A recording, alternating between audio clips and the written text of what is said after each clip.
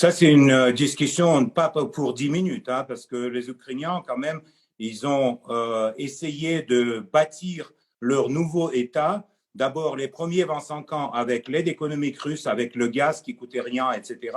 Et après, ils ont décidé à la fois de prendre le gaz chez les Russes et l'argent chez les Européens. Donc, ça, c'est une bonne méthode, mais l'Europe a favorisé le coup d'État de 2014, suite lequel les Ukrainiens ont perdu une partie russe de leur pays. Il faut toujours tenir dans la tête qu'il y a 20 millions de Russes qui habitent en Ukraine. Et ça, évidemment, l'Occident a nié pendant 8 ans. On a nié les tirs sur la population civile en Ukraine, notamment à Donbass, à l'est de l'Ukraine. On a nié la volonté des républiques séparatistes de se séparer de l'Ukraine. Donc maintenant, on a ce qu'on a. Et peut-être c'est pas encore le moment pour chercher le compromis, mais je peux vous dire que tôt ou tard, à la table de négociation, les Russes et les Ukrainiens vont se mettre d'accord. Ça, j'ai pas aucun doute. Ce sera Si quand, les Monsieur le Occidentaux Vice-président, les empêchent.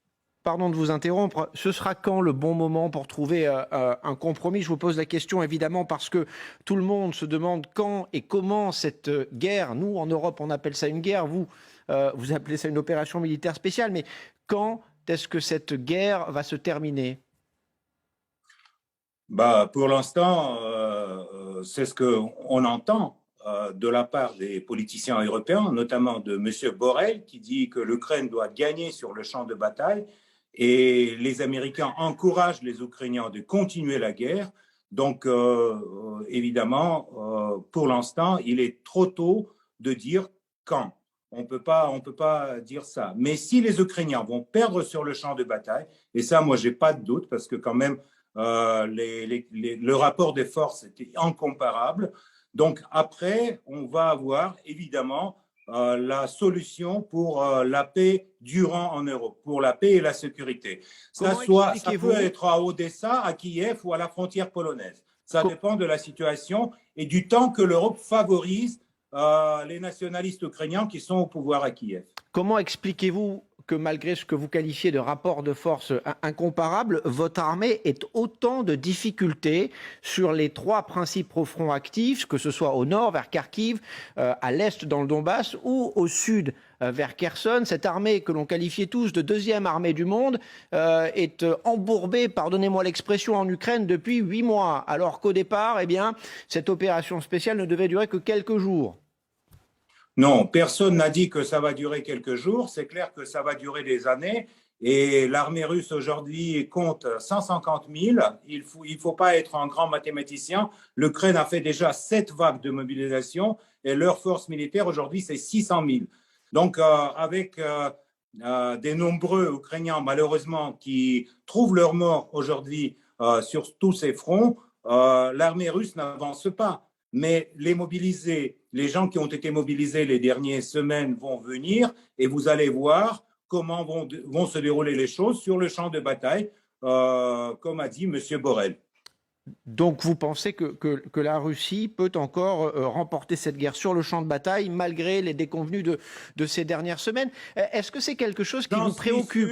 J'en suis sûr et certain. Est-ce que c'est quelque chose qui vous préoccupe? Est-ce que vous en parlez, vous qui êtes député, représentant du peuple à la Douma? Qu'est-ce que vous dites des difficultés qui sont rencontrées et qu'est-ce qu'il faudrait, selon vous, pour que votre armée reprenne l'ascendant?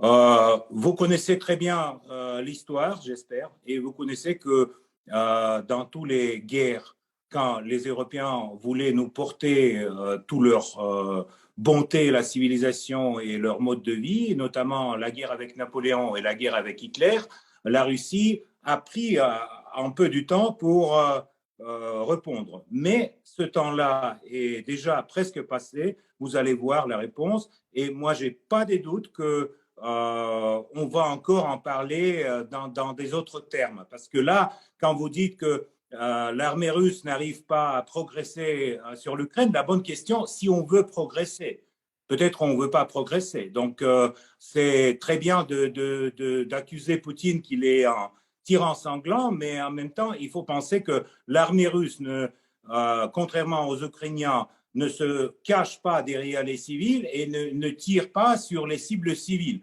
On tire seulement sur le système énergétique, sur l'infrastructure ukrainienne qui fournit les armements européens sur le théâtre de bataille.